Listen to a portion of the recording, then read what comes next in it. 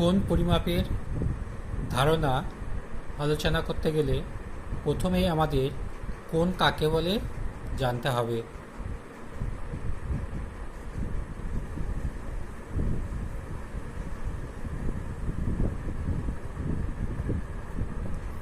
কোণ কাকে বলে?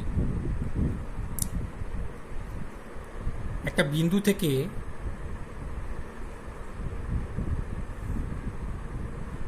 দুটি রশ্মি নির্গত হয়ে যে জ্যামিতিক চিত্র তৈরি করে তাকে কোণ বলে। এখানে ও এ এবং ও বি দুটো রশ্মি ও বিন্দু থেকে নির্গত হয়েছে। তাহলে ও এ এবং ও বি রশ্মি দুটি এই সমতলটিকে দুটি অঞ্চলে বিভক্ত করেছে। একটা অঞ্চল এই দিকে আছে আর একটা অঞ্চল এই দিকে আছে। এই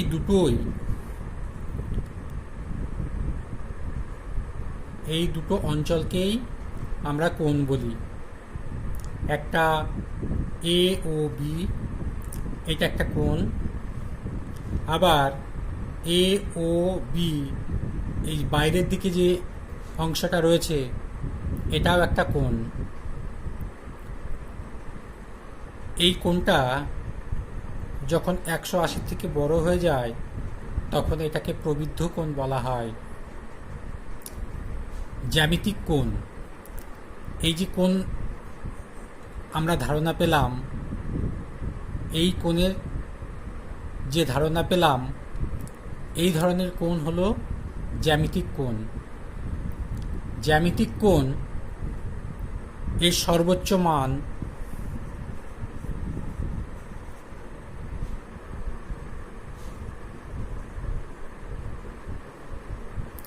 জ্যামিতিক কোণের সর্বোচ্চ মান 360 ডিগ্রি এবং সর্বনিম্ন মান 0 ডিগ্রি। তাহলে কি জানলাম? জ্যামিতিক কোণের একটা সীমাবদ্ধতা রয়েছে। এর সর্বোচ্চ মান 360 ডিগ্রি হয়, সর্বনিম্ন মান 0 ডিগ্রি হয়। অর্থাৎ জ্যামিতিক কোণ 0 ডিগ্রি থেকে 360 ডিগ্রির মধ্যে সীমাবদ্ধ। তাহলে আমরা এবার ত্রিকোণমিতিক কোণ সম্পর্কে আলোচনা করতে চাইছি। ত্রিকোণমিতিক কোণ তাহলে কি জ্যামিতিক কোণের থেকে একটু ভিন্ন? হ্যাঁ, অবশ্যই ত্রিকোণমিতিক কোণ জ্যামিতিক কোণের থেকে একটু ভিন্ন। এবং ত্রিকোণমিতিক কোণ ধনাত্মক এবং ঋণাত্মক দুই রকমই হতে পারে। ত্রিকোণমিতিক কোণ ধনাত্মক এবং ঋণাত্মক দুই রকমই হতে পারে। শুধু তাই নয়, ত্রিকোণমিতিক কোণের কোনো সীমাবদ্ধতা থাকে না, অর্থাৎ কোনো সর্বোচ্চ এবং সর্বনিম্ন মান থাকে না। এখন আমরা আলোচনা করি ত্রিকোণমিতিক কোণ নিয়ে। কিভাবে ধনাত্মক কোণ তৈরি হয়, কিভাবে ঋণাত্মক কোণ তৈরি হয়। আমরা একটা রশ্মি নিলাম ও এ। এই রশ্মিটা ও বিন্দুতে নির্দিষ্ট রেখে যদি আমরা রশ্মিটাকে ঘোরাই, রশ্মিটাকে যখন ঘোরানোর প্রসঙ্গ আসছে তখন রশ্মিটাকে আমরা দুই দিকে ঘোরাতে পারি। এক হচ্ছে ঘড়ির কাঁটার বিপরীত দিকে, আবার দুই হচ্ছে ঘড়ির কাঁটার দিকে। ঘড়ির কাঁটার বিপরীত দিকে যখন আমরা ঘোরাচ্ছি, ঘোরাতে ঘোরাতে রশ্মিটি যদি বি বিন্দুতে ও বি বরাবর চলে আসে তাহলে একটা কোণ তৈরি করছে। এই যে কোণটা, এই কোণটাকে আমরা ধনাত্মক ধরি। এই কোণটার মান যদি থিটা হয় তাহলে এই কোণটাকে প্লাস থিটা বলা হয়। অর্থাৎ রশ্মিটা যখন ঘড়ির কাঁটার বিপরীত দিকে ঘুরছে তখন ধনাত্মক কোণ তৈরি হয়। কোণটার পরিমাপ যদি থিটা হয় তাহলে আমরা প্লাস থিটা দ্বারা প্রকাশ করি। আবার রশ্মিটা যদি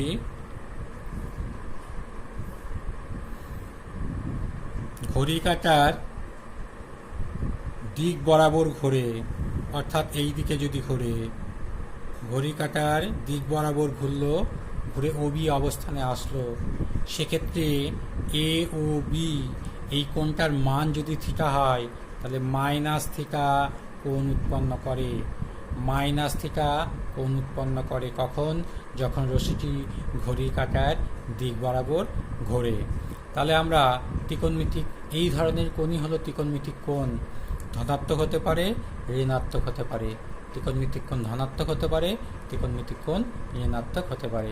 তাহলে ত্রিকোণমিতিক কোণের সম্পর্কে আমরা একটা ধারণা পেলাম। এবার আমরা দেখব কিভাবে ত্রিকোণমিতিক কোণ এর সর্বোচ্চ এবং সর্বনিম্ন মান থাকে না, যেটা আমরা বলেছিলাম, সেই ব্যাপারে একটু আলোচনা করতে চাইছি।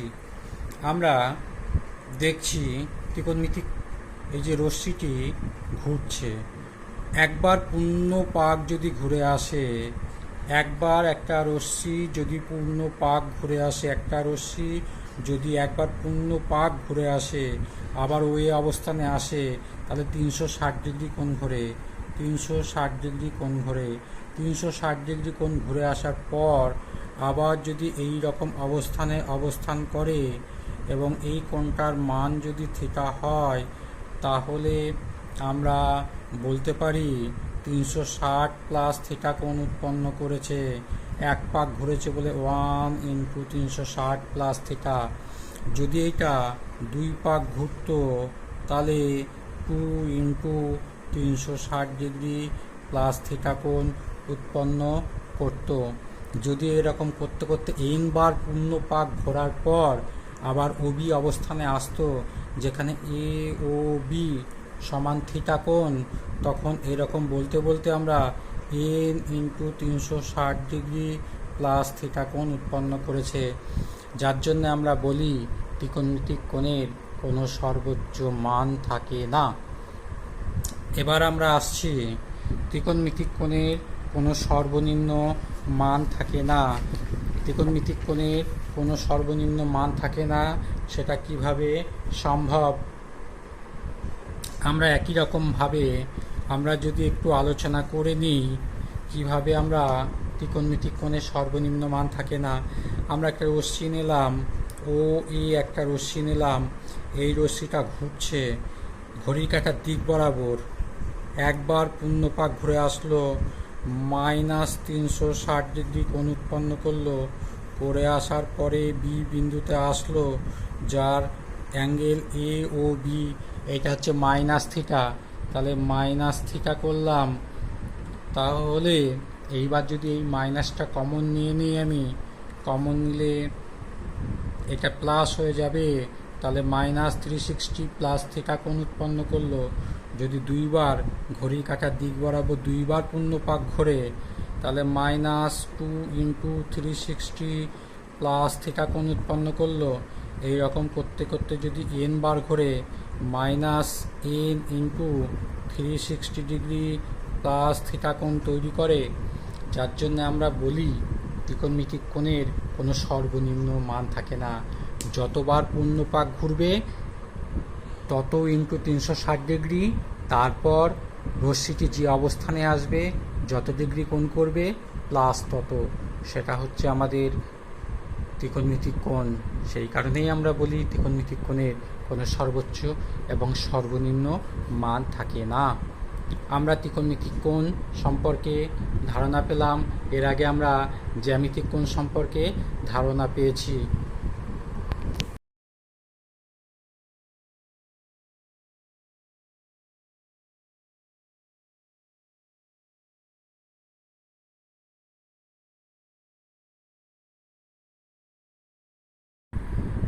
এবার আমরা দ্বিতীয় পদ্ধতিটি কি সেটা জেনে নিতে চাইছি। ও কেন্দ্রবৃত্তের ওয়ে ব্যাসার্ধ। কোনো বৃত্তের ব্যাসার্ধের সমান বৃত্তচাপ কোনো বৃত্তের ব্যাসার্ধের সমান বৃত্তচাপ বৃত্তের কেন্দ্রে যে সম্মুখ কোণ উৎপন্ন করে তাকে 1 রেডিয়ান বলা হয়।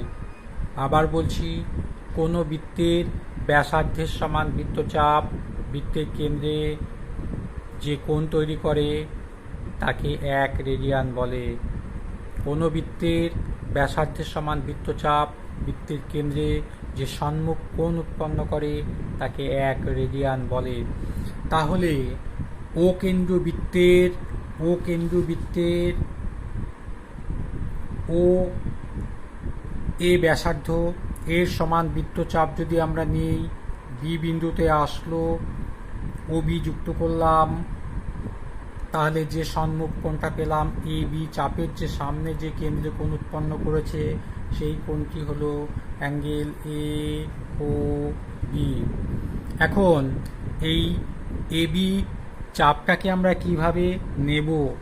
আমরা এখানে কম্পাসের কাঁটা বসাচ্ছি আর এখানে পেন্সিলটাকে নিচ্ছি। পেন্সিল নেওয়ার পর আমরা এখানে কম্পাসের কাঁটা রেখে আমরা এখানে পেন্সিল দিয়ে কাট করব। তাই যদি করি আমাদের এই রকম একটা দৈর্ঘ্য আসবে। এখানে কম্পাসের কাঁটা বসিয়ে পেন্সিলটা দিয়ে যদি এখানে কাট করি, যে দৈর্ঘ্যটা পাবো সেটা ব্যাসার্ধের সমান এই বরাবর আসবে, ডট ডট দেওয়া আছে, এই বরাবর আসবে। সেটা চাপের দৈর্ঘ্য হলো না। কিভাবে তাদের চাপের দৈর্ঘ্য পাবো? আমরা একটা সুতো নেব, ও বিন্দুতে সুতোর একটি প্রান্ত বসাবো, এই বিন্দু পর্যন্ত সুতোটাকে আনবো, আনার পর এই বিন্দুটাকে সুতোর ওই অংশটিকে নির্দিষ্ট রেখে ফিক্সড রেখে আমরা বৃত্তের পরিধি বরাবর এই অংশটুকুকে এ থেকে বি পর্যন্ত পরিধি বরাবর নিয়ে যাব। যতদূর আসবে সেই পয়েন্টটাই হবে বি। তারপর ও বি যুক্ত করে আমরা যে কোণটা পাবো সেই কোণটা এ ও বি। এই কোণটাকে 1 রেডিয়ান বলা হয়। 1 রেডিয়ান।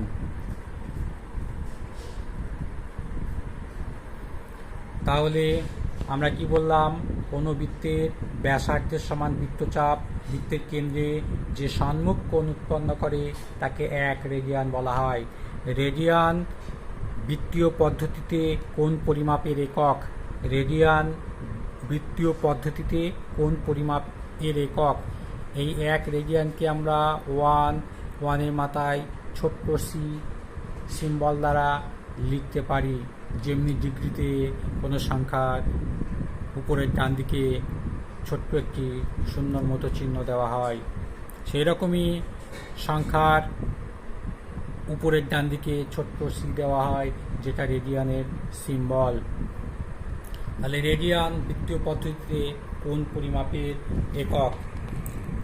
তাহলে আমরা কোণ পরিমাপের দুটি পদ্ধতি জানলাম, একটা ষষ্ঠিক পদ্ধতি, অন্যটা বৃত্তীয় পদ্ধতি। তাহলে এই দুটি কোণ পরিমাপের পদ্ধতির মধ্যে নিশ্চয়ই একটা সম্পর্ক অবশ্যই থাকবে। যেহেতু দুটি পদ্ধতি কোণ পরিমাপ করা যায়, সুতরাং কোণগুলোকে যে পদ্ধতিতেই পরিমাপ করি না কেন তাদের মধ্যে একটা সম্পর্ক অবশ্যই আমাদের তৈরি করতে হবে। আমরা এবার একটা বৃত্ত নিলাম,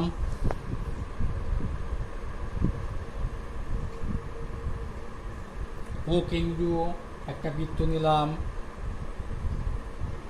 ও এ ব্যাসার্ধ, বি, তাহলে আমাদের চলে আসলো A O B 1 radian. Angle A O B সমান সমান 1 রেডিয়ান চলে আসলো। আমরা বৃত্তের ব্যাসার্ধ যদি আর ধরি, ব্যাসার্ধ সমান সমান আর একক ধরলে আমাদের ও এ সমান সমান আর ইকুয়ালস টু চাপ এ বি। পরিধি আসবে 2 পাই আর, যেখানে পায়ের মান 22/7। আমাদের যে কোনো বৃত্তের ক্ষেত্রে একটা তার চাপগুলো অনুপাত, সেই চাপগুলো দ্বারা কেন্দ্রে উৎপন্ন কোণের অনুপাতের সমান হয়। যে কোনো বৃত্তের ক্ষেত্রে তার চাপগুলির অনুপাত, সেই চাপগুলি দ্বারা কেন্দ্রে উৎপন্ন সম্মুখ কোণগুলির অনুপাত সমান হয়। অর্থাৎ চাপ AB বাই পরিধি সমান সমান AB চাপ দ্বারা উৎপন্ন কোণ AOB আর পরিধি দ্বারা উৎপন্ন কোণ সম্পূর্ণ কোণ। এখন চাপ AB এর দৈর্ঘ্য r, পরিধি 2πr, AOB সমান 1 রেডিয়ান, সম্পূর্ণ কোণ 4 সমকোণ। তাহলে 1 রেডিয়ান সমান সমান পাচ্ছি 2/π সমকোণ। 1 রেডিয়ান সমান আমরা পেলাম 2/π সমকোণ। 1 রেডিয়ান সমান পেলাম আমরা 2/π সমকোণ। যেহেতু পাই একটি নির্দিষ্ট সংখ্যা যার মান 22/7, সুতরাং ডান দিকের এই সংখ্যাটি নির্দিষ্ট, সুতরাং 1 রেডিয়ান সমান সমান আমরা বলতে পারি ধ্রুবক কোণ। 1 রেডিয়ান সমান ধ্রুবক, অর্থাৎ রেডিয়ান একটি ধ্রুবক কোণ, অর্থাৎ রেডিয়ান একটি ধ্রুবক কোণ। রেডিয়ান একটি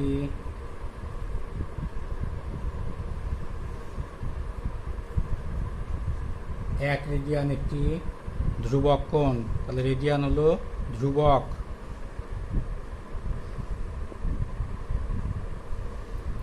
এবার আমরা এখান থেকে 1 রেডিয়ান ইকুয়ালস টু 2/π সমকোণ, এখান থেকে আমরা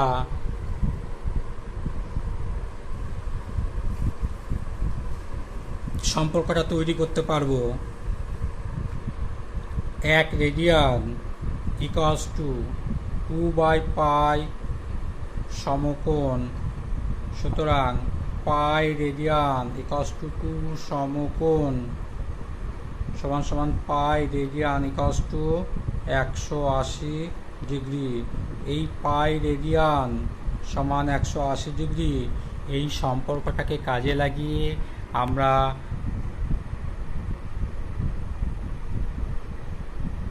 এই বৃত্তীয় মান থেকে ষষ্ঠিক মানে আমরা যেতে পারবো, আবার এই ষষ্ঠিক মান থেকে বৃত্তীয় মানে যেতে পারবো। অর্থাৎ কোনো একটা কোণের মান রেডিয়ানে দেওয়া থাকলে সেটাকে আমরা তার মান ডিগ্রিতে প্রকাশ করতে পারবো, আবার কোনো একটা কোণের মান ডিগ্রিতে দেওয়া থাকলে তার মানটা আমরা রেডিয়ানে প্রকাশ করতে পারবো।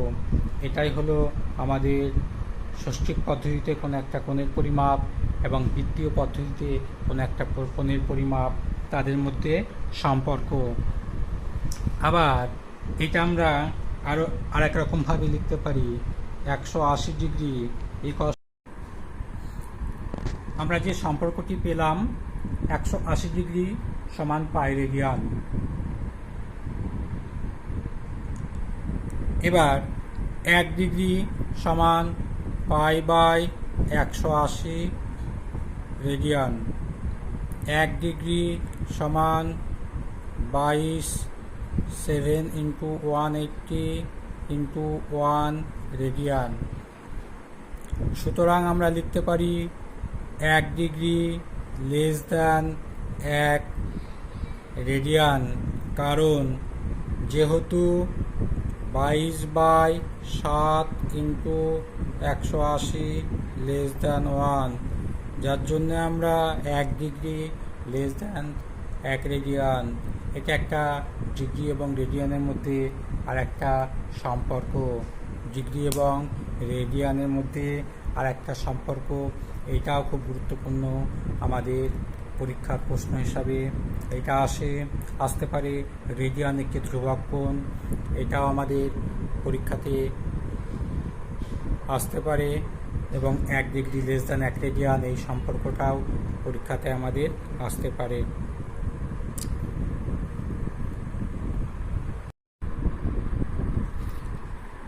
কিভাবে আমরা ষষ্ঠিক পদ্ধতিতে কোনো একটা কোণের পরিমাপ থেকে দ্বিতীয় পদ্ধতির কোনো একটা কোণে ট্রান্সফার করা যায়, সেটা আমরা জানতে চাইছি। ষষ্ঠিক পদ্ধতিতে কোণের পরিমাপের একক ডিগ্রি, অর্থাৎ ডিগ্রিতে কোনো কোণের মান দেওয়া থাকলে সেটাকে রেডিয়ানে প্রকাশ। আমরা একটা উদাহরণ হিসাবে নিচ্ছি, সমবাহু ত্রিভুজের কোণগুলির দ্বিতীয় মান কত। প্রশ্নটি হলো সমবাহু ত্রিভুজের কোণগুলির দ্বিতীয় মান কত। আমরা জানি সমবাহু ত্রিভুজের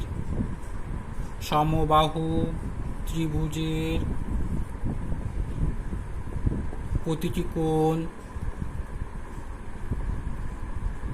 সমান সমান 60 ডিগ্রি। সমবাহু ত্রিভুজের প্রতিটি কোণের মান 60 ডিগ্রি। তাহলে এখন আমাদের যেটা জানা আছে, যেহেতু 180 ডিগ্রি সমান সমান পাই রেডিয়ান, সুতরাং 1 ডিগ্রি সমান সমান পাই বাই 180 রেডিয়ান। 60 ডিগ্রি সমান সমান 60 by 180 into pi radian equals to pi by 3 radian. তাহলে আমরা পেলাম সমবাহু ত্রিভুজের প্রত্যেকটি কোণের মান পাই বাই 3 রেডিয়ান।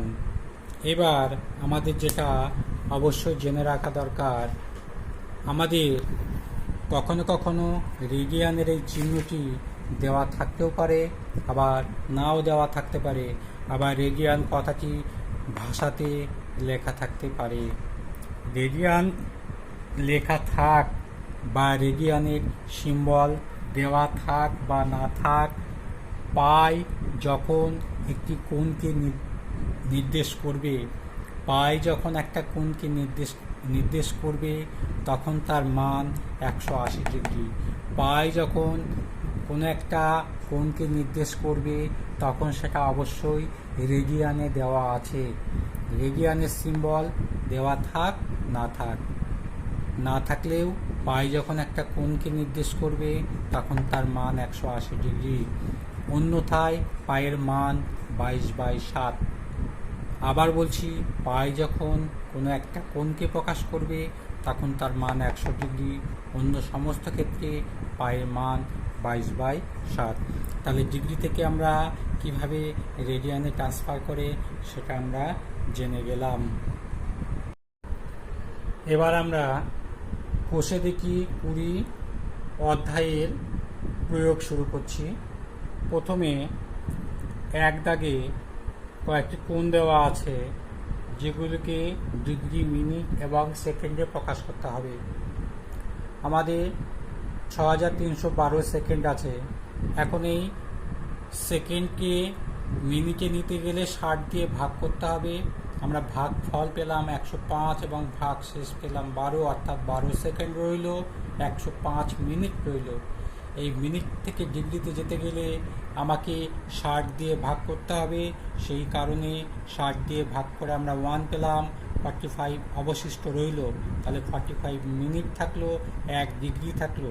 সেই কারণে আমরা 6312 সেকেন্ডকে প্রথমে 105 মিনিট 12 সেকেন্ড পেলাম, তারপরে 1 ডিগ্রি 45 মিনিট 12 সেকেন্ড পেলাম। এটাই কোনো একটা কোণকে ডিগ্রি, মিনিট, সেকেন্ডে প্রকাশিত করার পদ্ধতি। আমরা এবার বৃত্তীয় মান নির্ণয় করতে হবে। একটা কোণের ষষ্ঠিক মান দেওয়া আছে। আমরা এর আগে একটা উদাহরণ নিয়েছি, কোণটির মান সরাসরি ডিগ্রিতে দেওয়া ছিল। সমবাহু ত্রিভুজের প্রতিটি কোণ 60 ডিগ্রি, সেখান থেকে আমরা বৃত্তীয় মানে প্রকাশ করেছি। এবার আমরা একটা ভিন্নধর্মী কোণ নিলাম। আমরা 2 দাগের 8 নম্বর অঙ্কটা একটু আলোচনা করে নিতে চাইছি। কোণটা আছে 40 ডিগ্রি 16 মিনিট 24 সেকেন্ড। তাহলে এই কোণটাকে যদি আমি বৃত্তীয় মানে প্রকাশ করতে চাই, তাহলে এই কোণটাকে আমাকে প্রথমে ডিগ্রিতে প্রকাশ করতে হবে। এই ডিগ্রিতে প্রকাশ করতে গিয়ে আমরা কোণগুলোকে এইভাবে লিখে নিতে পারি। এবার ধাপে ধাপে আমরা এটাকে ডিগ্রিতে পরিবর্তন করব, প্রথমে 24 সেকেন্ডকে আমরা মিনিটে প্রকাশ করলাম, 24 সেকেন্ডকে আমরা মিনিটে প্রকাশ করলাম, করে যেটা পেলাম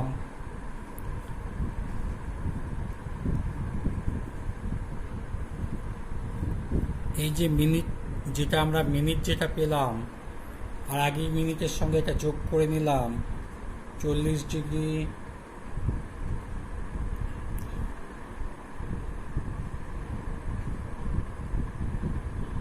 পেলাম আমরা 580/5, এটাকে আমি আবার 60 দিয়ে এখানে ভাগ করে নিলাম, করে নিয়ে ডিগ্রিতে পেয়ে গেলাম।